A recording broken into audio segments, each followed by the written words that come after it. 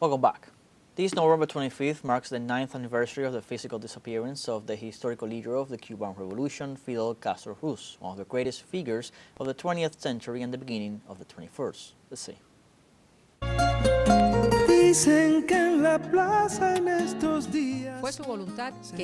It was his wish that no school, hospital, or public work be named after him, or he did want monuments in his honor. He did not want his figure to become an object of worship. This is how the island looked and felt in the first days after his death. Very bad. My neighbor called me, Idalmis, Fidel died.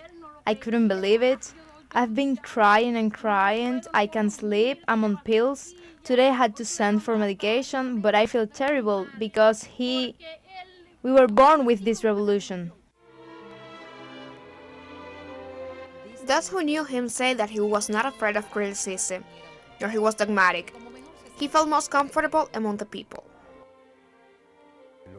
The part of Fidel that we need to rescue for upcoming battles, in my opinion, is not his candor, his humanism, his sensitivity towards people.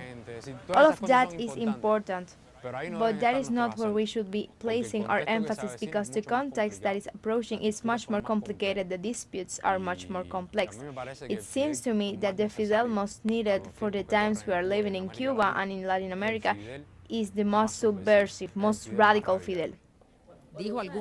He once said that the revolution would be a difficult and dangerous undertaking. However, those who were close to him assure us that he never knew of fear. 9 years after his death, this is how he lives on in the imagination of Cuban children. His personality, his culture. He is cultured, he is good, kind. But you speak of Fidel in the present tense, as if he were still alive. Why? Because even though he is dead, to us he never died. Even if you don't believe it, Fidel is always by our side teaching us, and we are always learning things about him, even though he is no longer alive, but he is morally in the hearts of all children.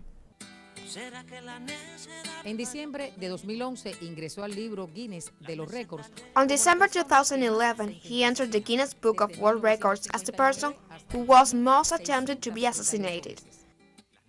From 1959 to 2000, 638 times. He challenged no less than 10 U.S. presidents. They say he was a strategist like few others in the history of humanity. Hated by some and venerated by others. What many agree on is that he was an irremediable dreamer who was definitely victorious. Fabiola López, teleSUR, La Habana.